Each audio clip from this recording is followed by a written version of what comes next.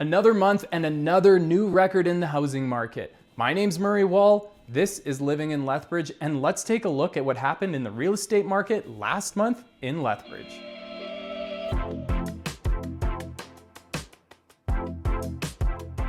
In June, we saw slightly less sales than in May, which is pretty typical for Lethbridge.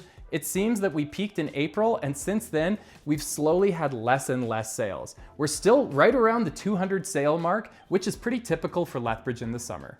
We only saw 215 new listings hit the market, which is nearly as many that left the market. So if you're looking to buy a home this summer, it's going to be very competitive out there. And now for the record-shattering statistic for last month, the average sold price. This number is so much higher than what the previous trends were showing. I had to go back through and make sure that on the sold homes, someone didn't accidentally enter an extra zero when they were inputting their sale. But no, it seems to be right. There were 4 homes selling for over $1 million, which is incredibly rare in Lethbridge, and this shot the average sold price to the highest we've ever seen in Lethbridge.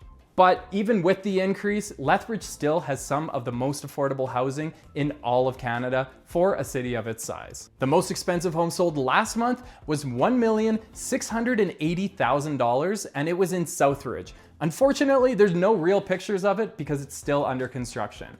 And on the flip side, the cheapest was a 2-bedroom apartment that was also on the south side that sold for $120,000. And it even had in-suite laundry.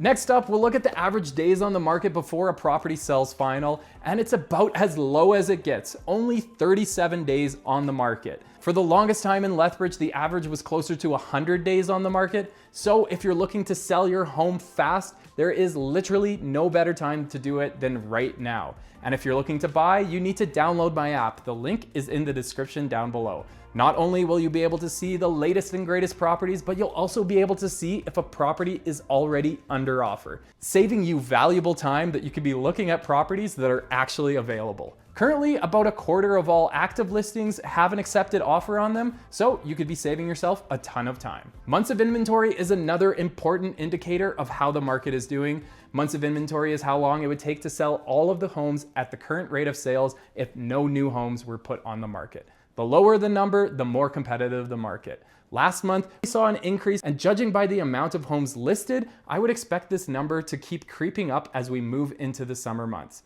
But it's still very much a seller's market out there. I know for first-time home buyers, it might feel daunting getting into the housing market when prices are at all-time highs, but every year for the last 5 years, prices have also been at all-time highs, only for the next year to come and set a new record. Sometime in the future, someone will say, damn, I wish I bought a home in 2025. Do you remember how cheap homes used to be? Anyways, that's it for me. Thanks for watching, and I'll see you in the next one.